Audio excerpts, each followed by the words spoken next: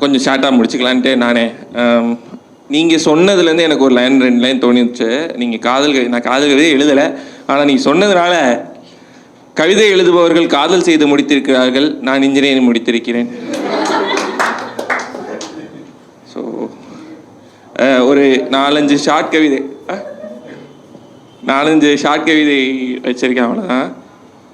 எனக்கு கடற்கரை பிடிக்கும் என்பதால் கடலை பரிசளித்து விட்டு சென்றாய்.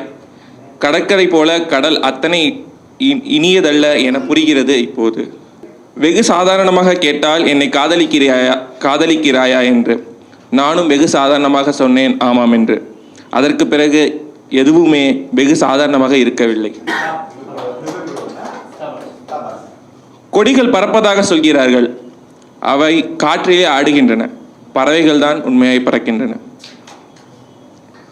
முன் எப்போதும் இல்லாத கனவுகள் வந்து செல்கின்றன.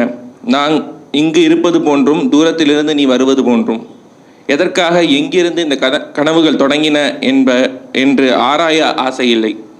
நீ என்னை நெருங்கி வரும் தூரம் நாளுக்கு நாள் குறைந்து கொண்டே வருகிறது. எப்போது நீ என்னை அடைவாய் என்பது நிச்சயமாக தெரியவில்லை. இருப்பினும் அது இன்றாய் இருந்துவிடக் கூடாதா என்ற நினைப்பில் தான் தினமும் உறங்கச் செல்கிறேன். யாருக்கு தெரியும், நெருங்கி வந்த பின் அது நீயாக கூட இல்லாமல் போகலாம்.